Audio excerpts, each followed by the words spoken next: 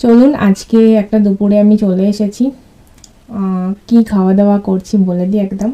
খুবই সাধারণ ভাত আছে এখানে, আর এখানে আছে ঢ্যাঁড়স ভাজা আছে, এটা আমার মা খুব ভালো বানায়, পেঁয়াজ দিয়ে টমেটো দিয়ে ভাজা আছে ঝাল ঝাল। আর এখানে লাল লাল আপনারা দেখতে পাচ্ছেন যে লাল লাল ডিমের ঝোল আছে একদম, যে ঘরোয়া যে ডিমের ঝোল হয় সেরকম ডিমের ঝোল আছে, একটা সেদ্ধ আর একটা ভাজা আছে। চলুন তাহলে আজকে খাওয়া দাওয়া শুরু করা যাক দুপুরবেলা। আপনারা যদি চ্যানেলটা ভালো লেগে থাকে তাহলে অবশ্যই একটা সাবস্ক্রাইব করে দেবেন, পাশে থাকবেন। চলুন শুরু করা যাক।